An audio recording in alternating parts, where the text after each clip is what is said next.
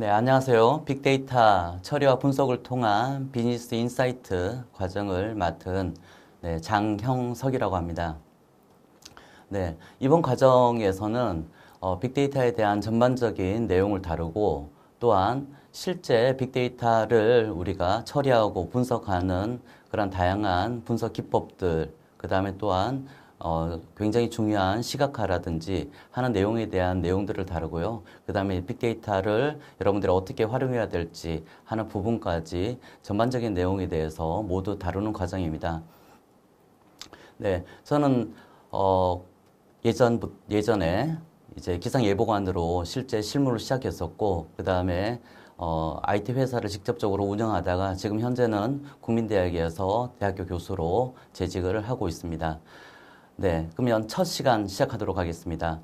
첫 번째 시간에는 빅데이터에 대한 전반적인 이해를 다루는 과정입니다. 그래서 처음에 굉장히 빅데이터에 대해 설명하기 좀 어려운데 전체적인 내용을 좀 이해할 수 있도록 제가 여러 가지 비유를 들어서 좀 재밌게 설명을 좀 드리도록 하겠습니다. 그러면 본격적으로 강의를 시작하도록 하겠습니다.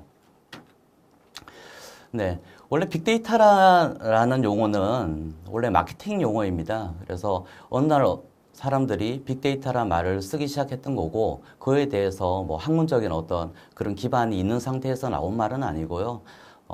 큰 데이터라는 의미로 처음엔 쓰이다가 이제는 그런 데이터를 분석하면 회사에서도 경쟁력을 가질 수가 있고, 또한 여러 가지 리스크를 줄일 수가 있고, 또한 새로운 수익을 창출할 수 있다라는 의미에서 이제는 빅데이터에 대한 개념들이 하나씩 정의가 되기 시작했고, 최근 들어서 이슈가 되고 있는 제4차 산업혁명의 핵심이 되는 것도 바로 빅데이터가 되겠습니다. 그럼 이제 제가 첫 페이지를 좀 많이 신경을 써서 준비했는데요. 한번 보도록 하겠습니다. 왼쪽에서부터 이제 보면 됩니다. 처음에 이제 농경시대, 그 다음에 농경시대가 지나서 산업화 시대가 됐고, 지금은 우리가 빅데이터 시대로 들어가는 입구에 있다. 이렇게 여러분들이 생각하시면 되겠습니다. 그러면 제가 이제 왜 이렇게 농경시대를 언급하고 또 산업화 시대를 언급했냐고 하게 되면, 이 새로 우리 인류 문명이 시작되면서 이 농경시대가 가지는 의미가 중요하고요. 특히 요즘은 이제 산업화 시대이기 때문에 증기기관의 발명이죠. 증기기관이 발명 통해 가지고 굉장히 많은 산업이 이 기반으로 돌아가고 있습니다. 그렇다면 빅데이터도 마찬가지로 기본적인 어떤 사회 발전에 의해서 이동된 거지 갑자기 뚝 튀어나온 건 아니거든요. 그래서 이제 이렇게 이제 장표를 준비했습니다. 자, 농경시대가 혹시 언제 시작된지 아세요? 네. 이렇게 여기서는 이제 질문과 답을 할 수 있는 상황은 아니기 때문에 바로 말씀드리면 기원전 약 1만 년 전부터 시작이 됐습니다. 그래서 한동안은 농업 사회였죠. 네. 그러다가 18세기 들어가면서 증기기관이 발명이 되게 됩니다. 그러면서 이제 산업화 시대가 열렸고, 요즘은 여러분들이 쓰시는 모든 도구라든지 뭐 이런 제품들이 다 공장에서 만들어지는 시대가 됐습니다. 네. 자, 그러면 다음 페이지 넘어가면서 한번 좀 설명을 하고요. 이 페이지는 또 다시 돌아오게 됩니다. 네. 자, 그러면 첫 번째 이제 제가 이제 빅데이터에 대한 가치를 먼저 설명을 드려야 되는데요. 자, 그러기 위해서는 일단은 뭐 기본적인 어떤 빅데이터가 뭐냐부터 시작은 해야 되지만, 일단 우리가 빅데이터라는 것을 해서 뭘 얻을 수 있는지를 알게 되면 그것에 대한 어떤 방법론적인 이런 것이라든지 이런 것들을 알 수 있기 때문에 먼저 가치에 대해서 먼저 이야기를 해보고 싶습니다. 네, 일단은 먼저 이제 데이터라는 의미인데요. 자, 데이터는 어떻게 보면 산업화 시대에서 딱 해당되는 게 있습니다. 뒤에도 나오지만 가장 기본적인 재료라는 거죠. 자, 그 중에서도 어떻게 보면 원자재, 원재료라고도 하는데요. 이런 역할을 하는 것이 바로 데이터가 되겠습니다. 네, 이 데이터를 가지고 우리가 뭘 해야 되냐면 두 번째 잘 나와 있죠. 네, 분석을 할 수 있어야 된다는 겁니다. 데이터가 있다라는 것도 물론 중요해요. 좋은 데이터가 있으면 좋은 결과가 나오고, 보통 우리가 garbage in, garbage out이라고 하는데, garbage가 쓰레기라는 뜻입니다. 네, 쓰레기 데이터는 아무리 여러분들이 잘 분석을 한다고 하더라도 좋은 결과를 얻기는 굉장히 어렵습니다.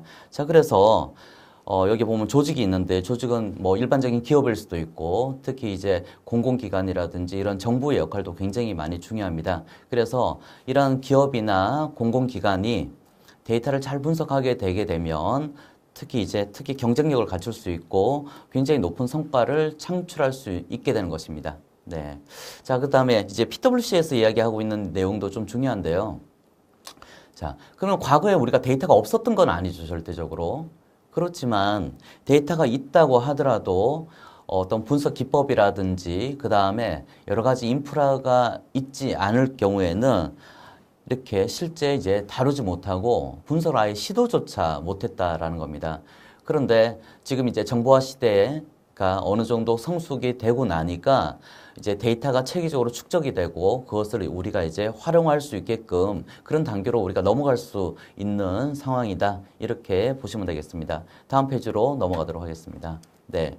그래서 오늘 이 시간에서 저는 가장 핵심적인 문장, 핵심적인 어떤 키워드라고 하게 되면 이 데이터는 21세기의 원유다 라는 말로 제가 한마디로 표현을 할 수 있을 것 같습니다. 그러면 앞으로 한번 다시 넘어가 보도록 하겠습니다.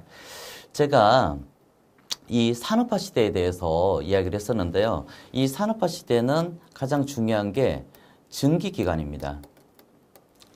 네. 근데 증기기관을 돌리기 위해서 뭐가 필요합니까? 원래는 이제 석탄이었죠.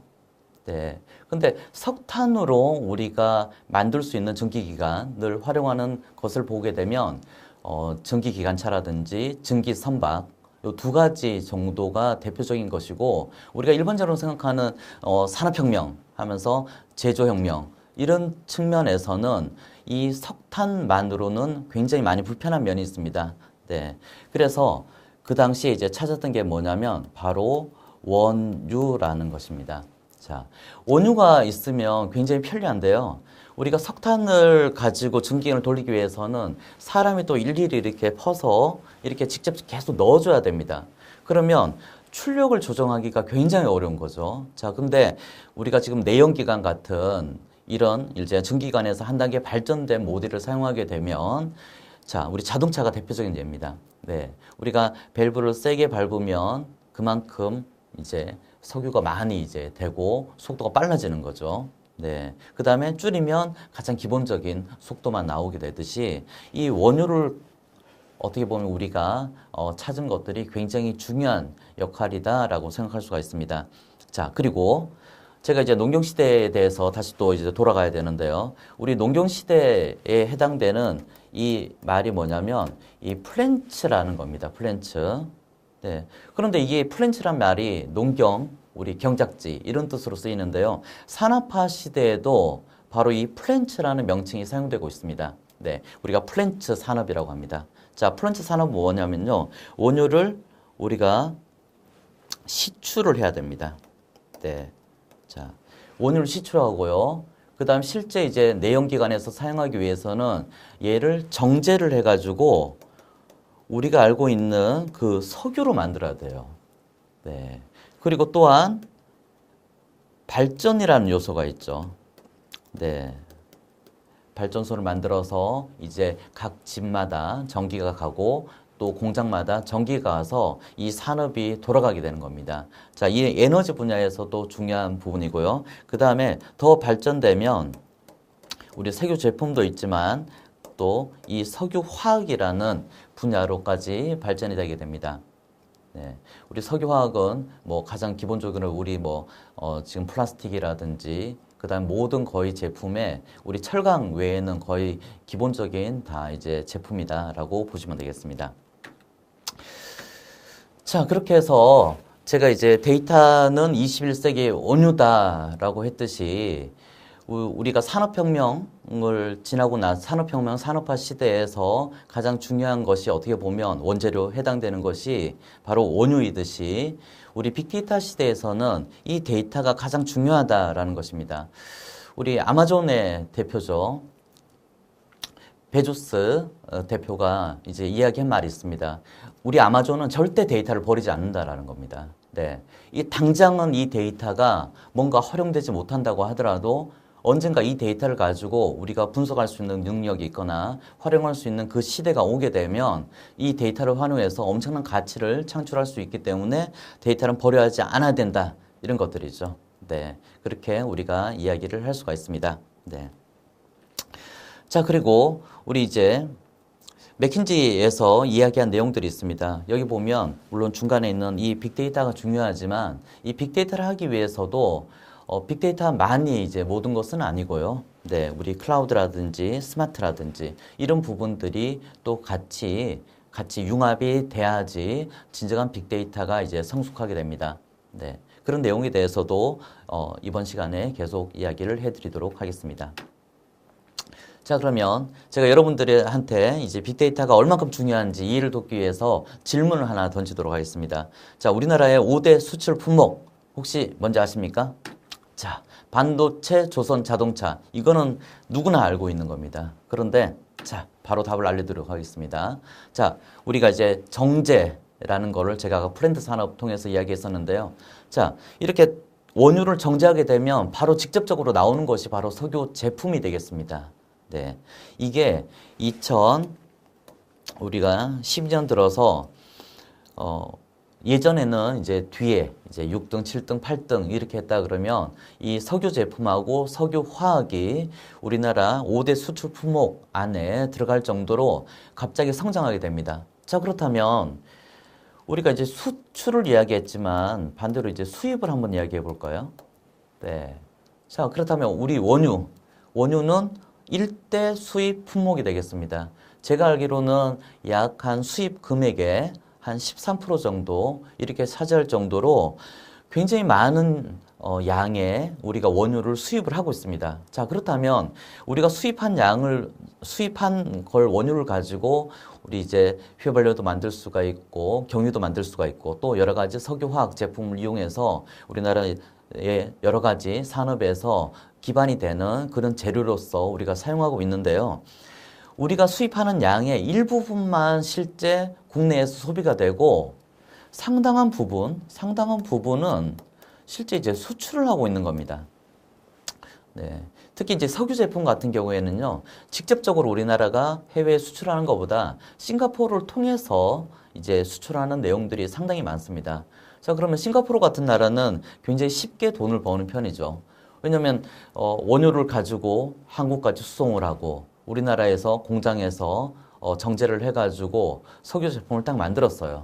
자, 그런 모든 어떤 우리가 공장이 있다 그러면 여러 가지 환경 오염도 수반을 하게 되고 여러 가지 기반적인 인프라를 갖추기 위해서 엄청나게 많은 투자를 했어야 되는데 싱가포르는 그냥 우리나라에서 만들어진 거를 그 중에서 한 30% 정도로 가져와서 본인들은 중개무역만 한다라는 거죠. 자, 그러면 제가 왜 싱가포르 이야기를 말씀을 드리냐면 예를 들면 우리가 직접 분석을 해서 결과를 내지 않더라도 그 데이터의 그 결과를 유통하는 것만으로도 굉장히 큰 수익을 창출할 수 있다라는 겁니다. 네. 그래서 이 데이터에 대한 부분, 과거에는 없었던 어떤 사업 영역이 되는 거죠. 데이터를 우리가 유통하는 영역, 또 데이터를 결과만 가지고도 우리가 활용하는 영역이 중요하다라는 겁니다. 자, 그러면 지금 현재 우리가 갖고 있는 데이터가 없다라고 하게 되면 어떻게 하면 될까요? 그럼 우리가 돈을 주고 사오면 되는 겁니다. 네, 돈을 주고 사올 때는 데이터가 예를 들면 한 1억 원어치를 사왔다 하게 되면 그 데이터를 우리가 데이터를 처리하고 데이터를 분석하고 또 데이터를 시각화하게 되면 1억 원의 가치가 있는 게 아니라 그게 10억 원이 될 수도 있고요. 정말 많으면 한 100억 원까지 될 수 있는 게 바로 데이터라는 것입니다. 자, 그러면 지금까지는 이제 데이터가 왜 중요한지, 데이터가 갖고 있는 가치가 무엇인지 제가 이제 서론에서 설명을 드렸는데요. 그러면 이제 본격적으로 데이터가 뭔지, 일단 데이터 자체가 뭔지에 대해서 한번 설명을 드리도록 하겠습니다. 네. 그럼 여기 보면 아이콘으로 이제 3개가 나타나 있는데요. 왼쪽부터 좀 설명을 드리도록 하겠습니다. 자, 왼쪽에 보이는 게 뭐죠? 네. 바로 사람입니다. 사람. 네. 사람. 네. 이 사람인데 이제 2가지 정도로 생각할 수가 있습니다. 이 사람 그 자체가 갖고 있는 데이터도 있어요. 네, 예를 들면 우리가 유전체라고 하죠. 네, DNA가 있는데요. 자, DNA가 크기가 얼마 정도 될까요? 네, 한 사람당 약 한 20기가 정도가 됩니다. 예를 들면 현재 우리나라에서도 약 한 2만 명 정도, 2만 명의 DNA를 모아가지고 우리 유전체 분석에 활용을 하려고 생각을 하고 있습니다.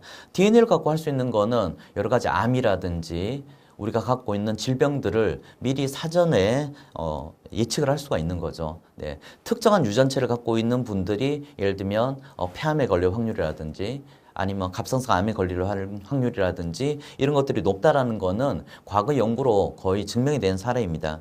그러면 우리가 예를 들면 20GB라는 굉장히 큰 양인데요. 20GB 곱하기 1만 명.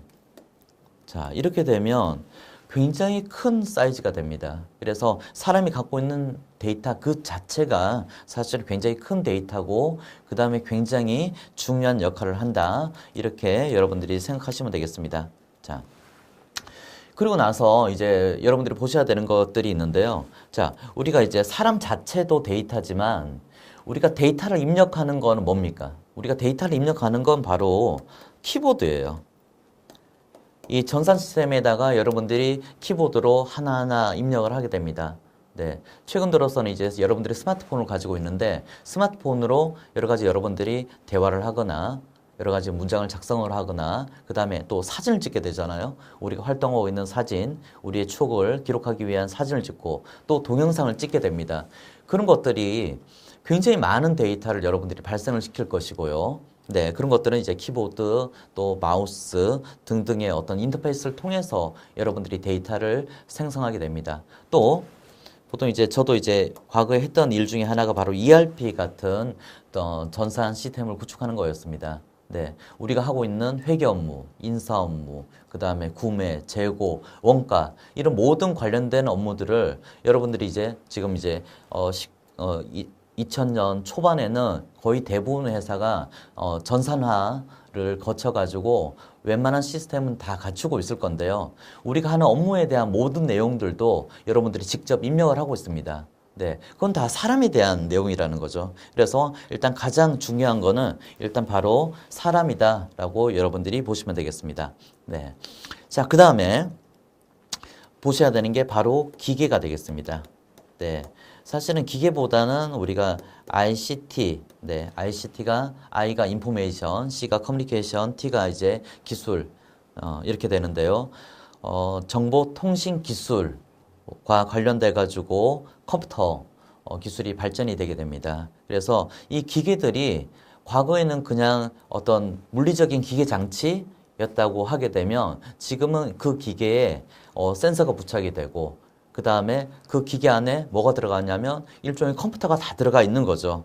네. 그래서 이 기계를 통해서도 굉장히 많은 데이터가 나오게 됩니다. 자, 여러분들이 시스템을 구축하게 되면 예를 들면 데이터베이스를 한번 예로 들어 볼게요. 우리가 데이터베이스에 들어가게 되면 그 데이터베이스에 접근하는 로그라든지 데이터베이스에 입력된 내용, 수정된 내용, 삭제된 내용들 이런 걸 다 로그라고 합니다. 그 다음에 접속 기록들 이런 로그들이 이 컴퓨터에서 계속 나온다라는 겁니다. 네. 자, 그리고 이 사람과 기계가 결합되면 또 어떻게 되느냐. 네. 우리가 예를 들면 스마트 시계를 차고 있다라고 하게 되면 이 스마트 시계가 이 사람에 대한 내용들을 자동으로 계속 실시간으로 센싱을 하게 됩니다. 바로 이제 센서라고 하는 거죠. 네. 자, 스마트 시계에 보통 한 13개 정도의 센서가 들어가 있다고 해요. 자, 우리 이제 체온을 잴 수가 있습니다. 또한 맥박. 네. 이런 것들을 다 잴 수가 있고, 그 다음 현재 제가 있는 위치죠. 위치 같은 거는 보통 이제 GPS를 활용하게 되는데, GPS라든지 이런 모든 내용들이 이 기계에서 나오게 됩니다. 네. 그래서 이 사람과 기계는 어떻게 보면 굉장히 밀접한 관계를 가지고 있고 서로가 어떻게 보면 같이 융합을 함으로 인해서 과거보다 굉장히 많은 데이터가 생성될 수 있게 됩니다. 자, 그런데 기계를 우리가 단순하게 일단 어떤 그런 고정적인 어떤 장치, 하드웨어로만 볼 게 아니라요.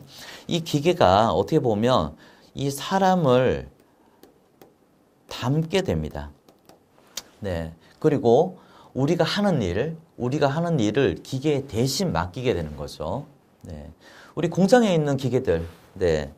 다 이렇게 손입니다. 조립하는 것들. 손을 이용해서 사람이 직접 조립하고, 뭐, 볼트를 조이고 했던 것들을 프로그램을 통해 가지고 자동화시켜서 기계가 사람의 손에 하는 그런 노동력이죠.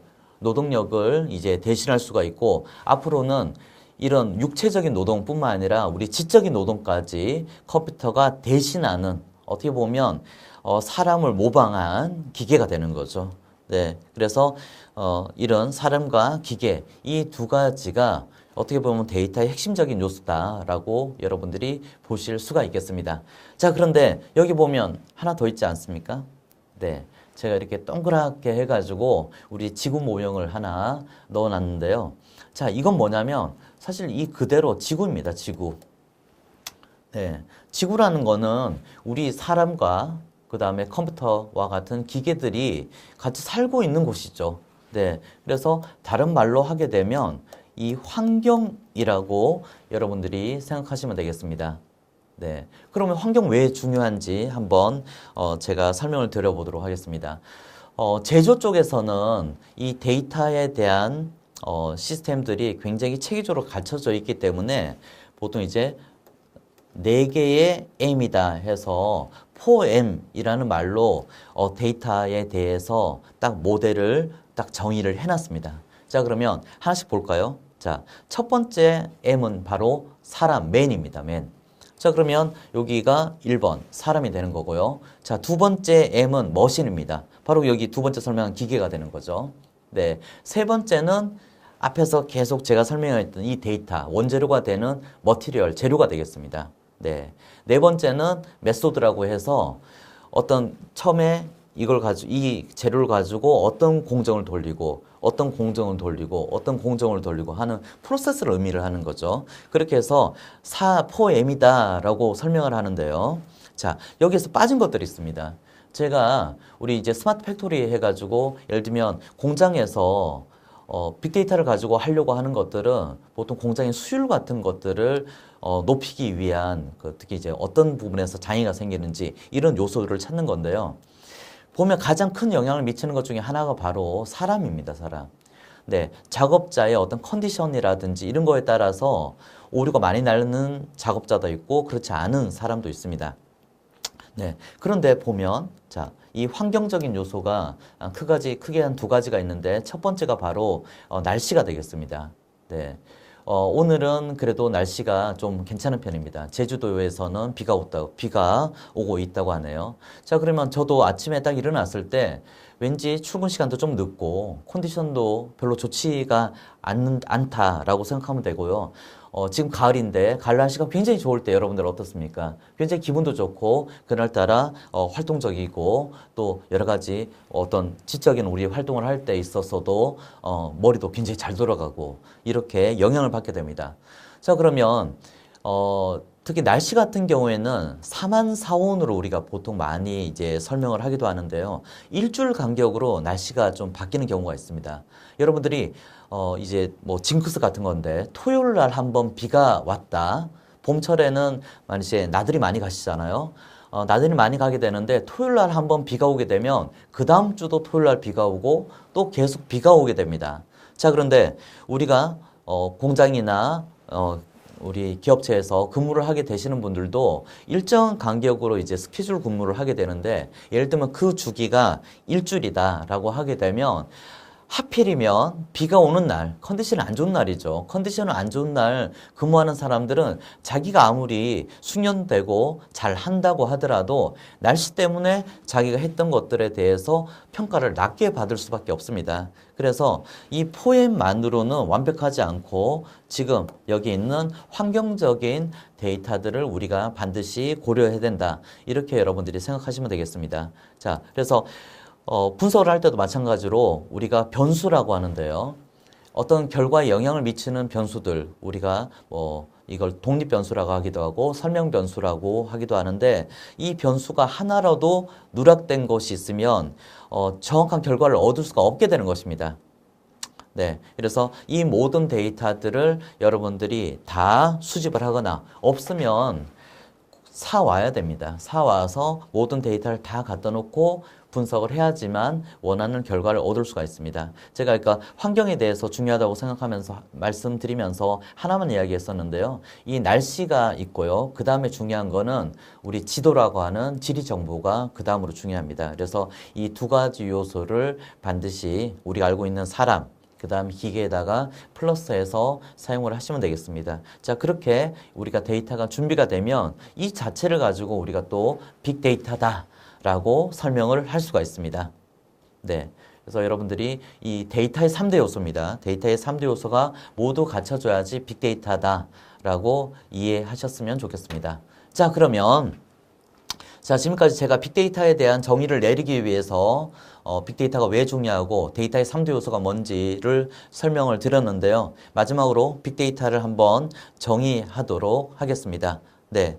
우리 컴퓨터 월드에서 잘 설명을 했죠. 여기 기기, 보통 이제 디바이스라고 하기도 하는데요. 네, 디바이스는 좀 이제 좁은 의미이기도 하고 좀 넓은 의미이기도 합니다. 네. 자, 이 기기와 사람이 생성한 데이터라는 겁니다. 네. 사람이 생성했다고 하더라도 그게 전산화돼서 컴퓨터에 저장이 돼야 되는 거죠. 네. 컴퓨터에 있는 데이터가 중요한 거고요. 컴퓨터에 있지 않는 데이터, 예를 들면 우리가 종이로 돼 있는 데이터가 있으면 과거에 책 같은 거 있습니다.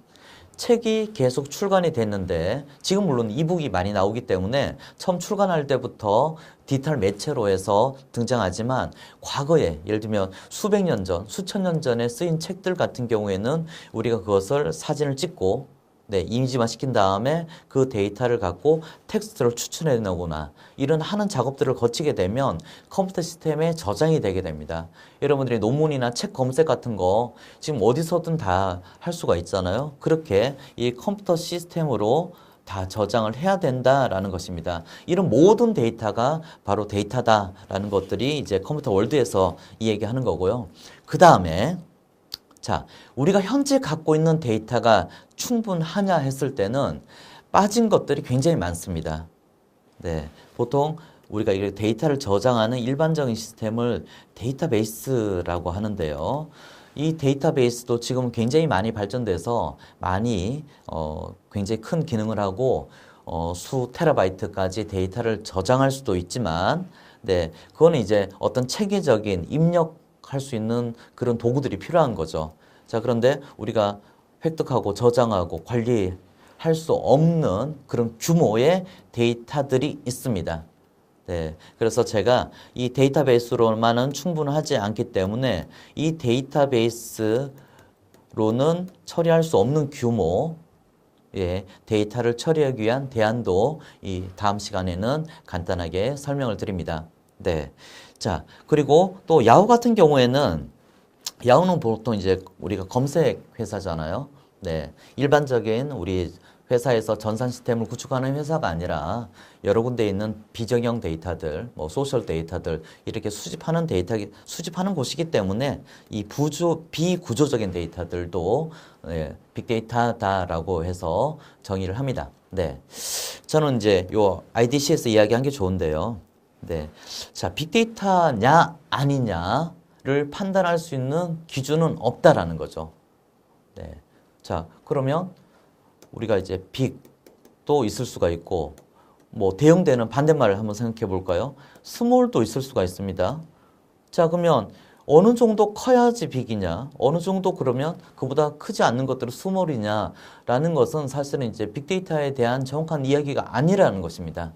네, 작은 데이터가 있다고 예를 들어 볼게요. 자, 작은 데이터를 가지고 우리가 분석을 했더니 이거보다 실제 데이터의 가치보다 1000배, 10,000배의 결과를 얻을 수 있다라고 하게 되면 그 데이터를 갖고 스몰 데이터라고 우리가 할 수 있을까요? 사실은 빅데이터 여부는 누락된 게 있느냐가 더 중요합니다. 우리가 데이터를 어떻게든 획득해야 된다라는 게 중요한 거지 우리가 지금 데이터가 없다라고 해서 우리는 빅데이터를 할 수 없다라고 포기하면 안 된다라는 것이죠. 네, 그래서 이런 전문가들의 의견을 종합해서 지금 이제 빅데이터에 대한 정의가 어느 정도 너무 구체적이어도 좋지 않고요. 또 너무 일반화 시켜도 그러면 과거에 우리가 했던 데이터베이스라든지 그다음 BI라든지 이런 것들하고 차별성이 전혀 없게 됩니다. 네, 그래서 제가 최종적으로 한번 빅데이터에 대해서 정의를 한번 해보도록 하겠습니다. 자, 이거는 사실 이제 제가 정의한 거기 때문에 여러분들은 다르게 생각하실 수가 있어요. 아, 나는 동의하지 못하겠다라고 할 수가 있습니다. 네, 하지만 뭐 여러분들이 생각하기 나름이겠지만 많은 분들이 이제 의견을 동감하고 있고 그래서 이 빅이라든지 데이터에 대한 그 의미를 잘 설명할 수 있는 것이기 때문에 이번 시간을 마치면서 제가 최종적으로 정리를 하도록 하겠습니다. 자, 우리가 이제 빅하고요 데이터를 이렇게 띄워 쓰게 되면 데이터가 크다가 맞습니다. 네. 그렇지만 보시면 빅데이터는 건 요거를 이렇게 합쳐 놓은 거죠. 네. 새로운 신조어, 신단어가 되는 것입니다. 네. 그러면 요 하나씩 나눠서 설명을 해볼 필요가 있습니다. 자, 여기서 말하는 빅은요, 바로 value, 네, 가치죠. 앞에 설명했던 가치가 크다고 해서 빅이라고 우리가 이야기를 하는 것입니다. 자, 그러면 스몰 데이터는 뭘까요? 제 정의에 의하면 스몰 데이터는 데이터가 크다, 작다가 아니라 데이터는 굉장히 크지만 빅데이터지만 그 데이터를 통해서 얻는 가치가 작을 경우에는 스몰 데이터가 되는 것입니다. 네, 그래서 일단은 이 value, 가치가 크다 라고 먼저 제가 정의를 했습니다. 자, 그러면 뒤에 데이터가 왜 붙습니까? 자, 이거는 빅밸류, 큰 가치는요, 뭘 통해서 얻을 수 있다고요? 바로 데이터를 통해서 얻을 수 있기 때문입니다. 자, 데이터가 크던 작던 우리가 기존에는 우리가 분석하지 못했던 거죠. 네, 데이터가 있다고 하더라도 그게 컴퓨터 시스템에 저장을 할 수가 없었습니다. 네, 그러면 지금이라도 빨리 우리가 데이터를 네, 그렇게 생성된 데이터들을 모아야 됩니다. 데이터를 획득하는 게 중요하고요. 그 데이터를 모으게 되면 과거의 데이터베이스로는 처리할 수가 없습니다. 네. 물론 작은 데이터 같은 경우에는 충분히 처리할 수도 있겠지만 데이터베이스가 중요한 게 아니라 뭐가 중요하느냐? 이 가치를 빅데이터를 가치를 만들어내기 위해서는 우리가 이 데이터를 분석할 수 있어야 된다라는 의미입니다. 네. 자, 그러면 요즘 가장 각광을 받는 전공이 뭐냐라고 하게 되면 아무래도 이제 통계 쪽이 될 것 같습니다. 네. 근데 이제 통계를 하기 위해서는 또 수학도 중요하고요. 여러 가지 인문적인 역량이라든지 또 경영 이런 것들이 복합적으로 중요합니다. 그래서 이 빅데이터를 하기 위해서는 이게 ICT 분야에만 머물러 있는 건 아니고요. 사회 전 영역에 있어서 모든 것들이 융합이 되고 해야지만 새로운 가치를 창출할 수가 있습니다. 네. 첫 시간 어떻게 보면 짧은 시간인데 제가 이제 빅데이터를 여러분들한테 설명드리기 위해서 아까 여러 가지 제가 예를 들면 농경시대에서부터 시작해서 산업화 시대로 넘어갔다. 농경시대에 프렌치가 있었듯이 산업화 시대에는 똑같이 프렌치라는 명칭을 썼었잖아요. 자, 그러면 제가 또 빅데이터 시대를 설명하기 위해서는 지금 이제 컴퓨터 기술의 발전이라든지 통신 기술의 발전, 여러 가지 기술적인 면도 설명을 해야지만 이제 빅데이터 시대를 제가 설명을 할 수가 있는 겁니다. 자, 지금 빅데이터 시대가 와 있는 거는 저는 아니라고 보고 있어요. 보통 한 2020년 정도 전으로 어떤 이런 ICT 기술들이 성숙하고 작년에 알파고 이슈가 있었습니다. 그래서 인공지능이라든지 머신러닝 기술들, 이런 기술들이 발전이 되게 되면 어떻게 보면 준비기간이죠. 이런 준비기간을 거치게 되면 이제 2020년 이후에 빅데이터 시대가 도래할 것이다 라고 저는 생각을 하고 있고요. 그 다음에 가장 근본적으로 갔을 때는 이런 빅데이터 시대가 왜 오냐라고 하게 되면 결국 다 사람의 부분이죠. 자, 우리 사람이 중요하고 이 사람의 데이터를 우리가 분석하는 것이고요. 데이터의 3대 요소인 기계도 기계를 다시 정의하게 되면 사람이 만든 기계입니다. 그리고 사람을 닮은 기계가 되겠습니다. 우리의 육체적인 노동만 대신하는 게 아니라 우리의 지적인 노동까지 대신하는 게 바로 기계잖아요. 네, 이런 결국은 사람의 시대가 올 것이다 라고 저는 생각을 하고 있고 우리 인간의 본성을 찾는 그런 시대가 열릴 것이다 라고 생각하면서 여러분들한테 전반적인 개요에 대해서 설명을 드렸습니다. 자, 첫 번째 시간이라서 제가 많이 딱딱하기도 하고 또 제가 준비했던 말씀들을 못 드린 내용도 많은데요. 자, 그 다음에 제가 두 번째 시간도 있고 계속 16차 시 동안 계속 강의를 할 것이기 때문에 앞에서 언급했던 내용들을 중심하고 하나씩 좀 세부적인 말씀도 드리고 또 이번 빅데이터 처리와 분석을 통한 비즈니스 인사이트 과정은 네, 실질적으로 여러분들이 데이터를 분석하는 방법에 대한 내용도 굉장히 자세하게 그리고 이 IT에 대한 것을 모른다고 하더라도 네, 우리 문과나 예체능 계열이라고 하더라도 충분히 이해할 수 있도록 제가 자세하게 설명을 드리도록 하겠습니다. 또 그리고 우리가 이것을 활용할 수 있어야 되겠죠. 활용을 하기 위해서는 어떤 이 로드맵이라든지 그 다음에 어떤 구체적인 방법론을 제시할 수가 있습니다. 자, 어떤 분석을 위해서는 어떤 기술을 사용해야 되고 어떤 회사가 필요하고 그 다음에 어떤 선진적인 사례가 어떻게 되는지 해외 사례도 중요하지만 저는 주로 이제 국내 사례를 중심으로 좀 많이 설명을 드리고 실제 이런 구축이 되고 어떤 이런 것들을 활용해서 어떤 결과를 냈다라는 것까지 좀 구체적인 내용까지 해서 많이 좀 설명을 드리도록 하겠습니다. 자, 이렇게 해서 첫 번째 시간인 빅데이터 이해 시간을 마치도록 하겠습니다. 감사합니다.